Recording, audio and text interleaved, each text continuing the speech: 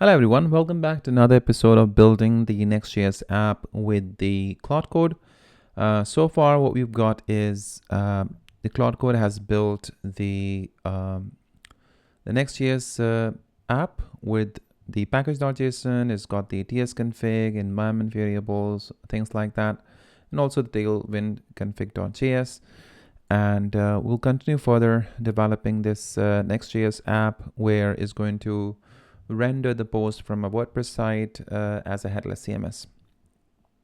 And we'll continue further. So we were in the middle of the command in the previous video, and now it's created post.ts where it has added the function to get all the posts basically. I can see that it is using the fetch API and it's hitting the /posts endpoint to get the posts, and it's going to return that post. This is to get post by slug. So basically it's creating a bunch of functions to get information like post by categories, post by tag, by author, and things like those. Okay, so I'm going to say yes, I allow that. Now it's creating WordPress data fetching functions,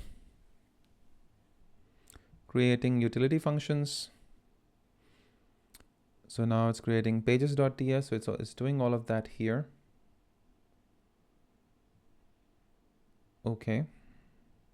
So this one is under WordPress. It's pages.ts. This is, I think this created the functions that we're going to use to get all the pages data, page by slug, page by ID. Okay, I'll allow yes.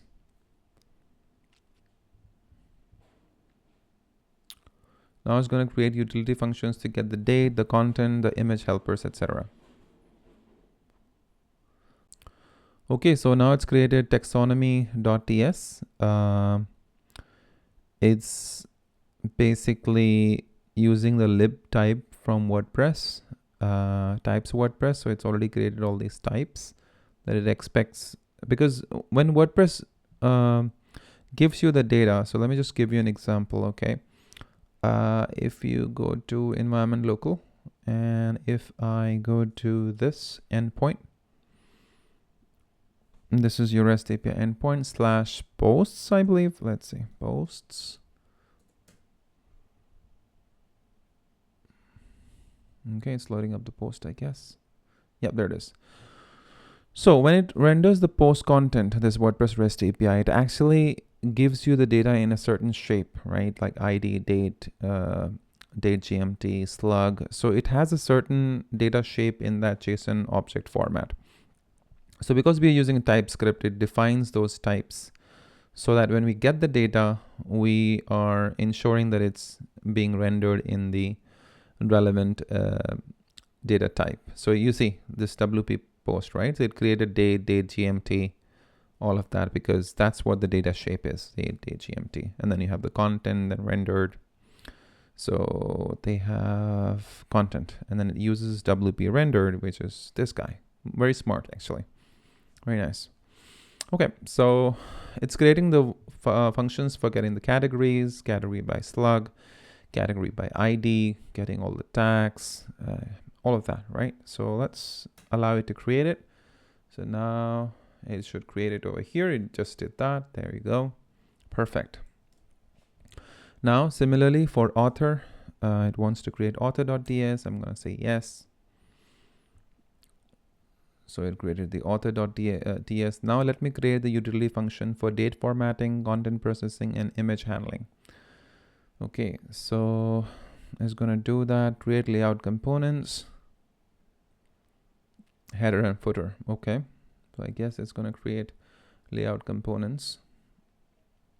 But before that, I think it's creating utils date.ts. Let's see. Utils date.ts under lib. So here it's created a function for formatting the date, formatting date short, get relative time. So say yes. So created that under utils date. Okay. Again, these functions are going to be helper functions for getting the date in a specific format. Then let's see. Then another function for content.ts, for stripping HTML tags, for getting the excerpt, for parsing content, for decoding HTML entities. Yep, those are all going to be needed. So I'll say yes.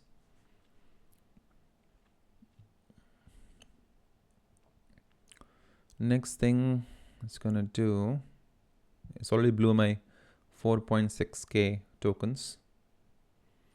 Next thing is image.ts. So it's created functions like get featured image URL, get featured image alt, get image dimensions, has featured image, get featured media. Okay, I'll accept it. So far so good. Let's see, image.ts is also created. I'll close all of this. Okay, now let me create the layout component. So far it's got all the basic utility functions that it needs to be used inside of those components. And then it's going ahead and creating those components. It's pretty useful. Like when you do a plan mode, there's a lot of things that we can learn from this AI, right? So even if you had to build something on your own, if you plan this way, it's going to make things easier for you, because if you know you're going to need certain functions for your components, you can build them beforehand. But again, you can do it the way you like. It doesn't have to be this way. The AI knows the whole process, but sometimes we develop as we progress along. So it's creating the header.tsx inside of layout under components, and it just got basic bunch of JSX with the HTML tags, site name. It's going to get the site name from the environment local variable, which is this site name and site description. And then it's using the Next.js link component that renders the anchor tag with this URL, and it basically lets us access those routes. So this will go to the home page. This will go to the /blog page. So let's create that. Yes. Let's see where it's created. So it looks like it's created in the directory called components under layout. And this is your header.tsx. Great. Now it's created the footer.tsx. It has the site name, current year. Okay. And then it just had powered by and then WordPress. Okay, that's fine. Yes.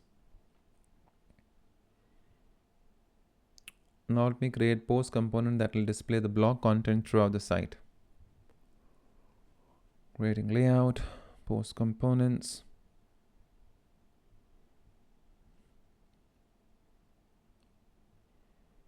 Okay, so let's see what this is. So it's creating the post component called featured image, which is basically a React TypeScript component that is going to accept the values like the image item, size, priority, class name, etc. Is going to call the get featured image URL function that we created in the utilities in the library folder. And then it's going to get the featured image alt, and then it's going to use the image component, which is basically a Next.js image component, which is already optimized. So Next.js already optimizes this image component to make sure that images are processed in an optimized way. So if fill is passed, then render this, otherwise render that. Okay, that's fine. Let's create that.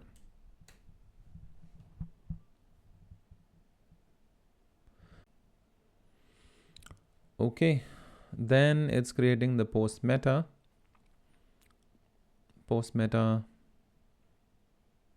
categories, tags, all of that. I'll keep going.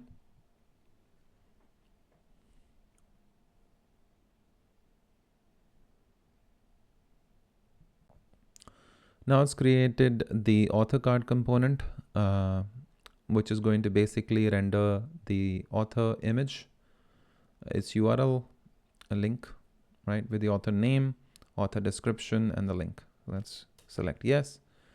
And so far it's doing that under the posts folder, which is great. Now it's a post content, which is the article tag, and inside of that, it just parses the content using our utils function, and then it's using WP post and WP page types, ensuring that we don't get any TypeScript errors. And then it's just parsing the content and rendering the content from the REST when we use it for the REST API. So hit yes.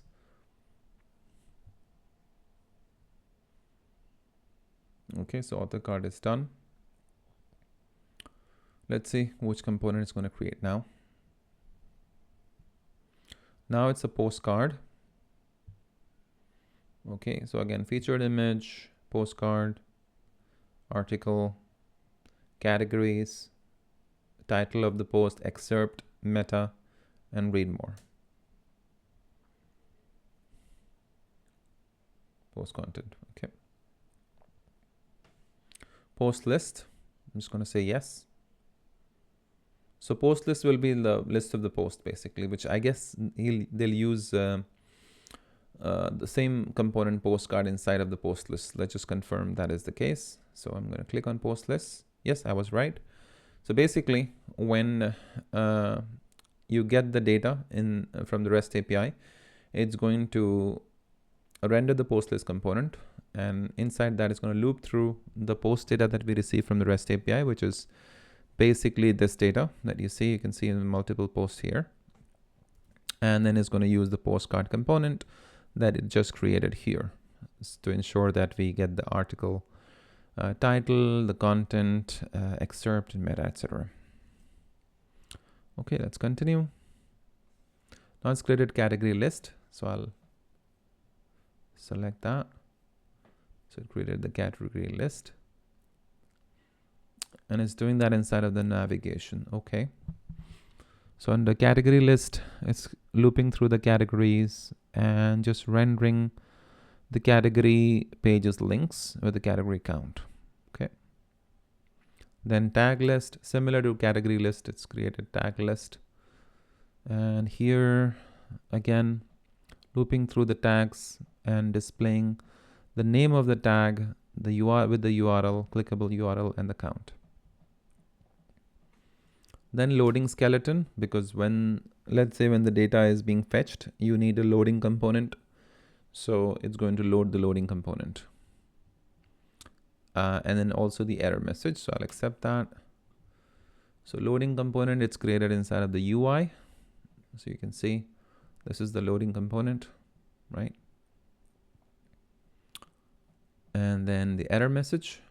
So in case if there are any errors, it's going to load this one, the error message and the title of the error. Now, let me create the app directory structure and start with the root layout and global styles. So it wants to create the app directory because that's where all the pages live.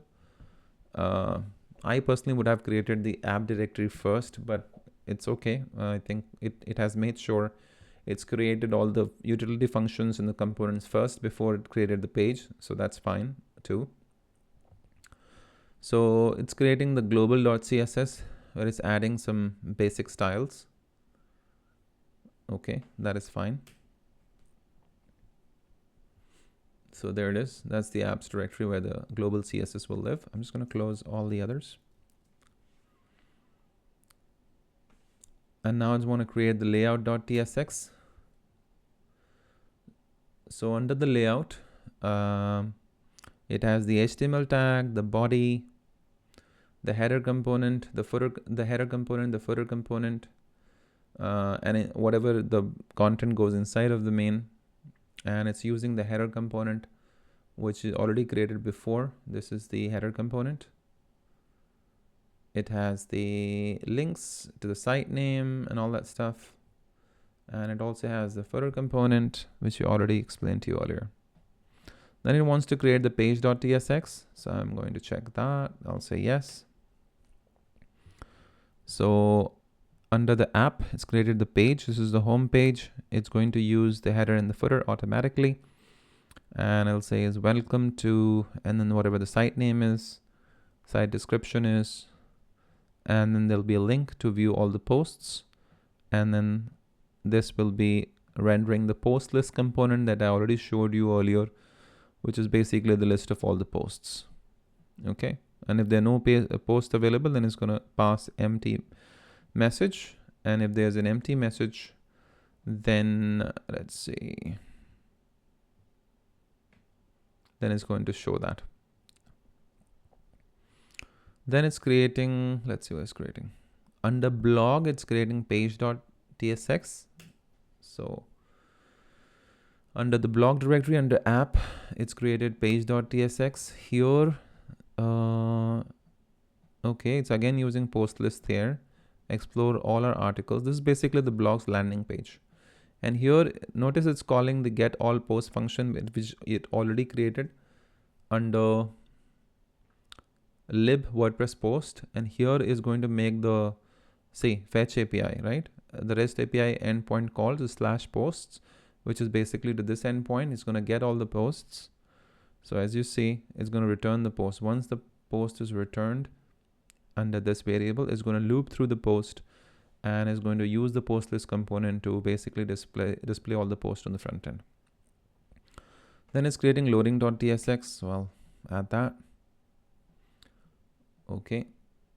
So loading, while the posts are loading, it's going to show this with the loading skeleton component that we already created in the components UI directory. Now it's creating single post page with dynamic routing. This is the key page that demonstrates the full WordPress integration.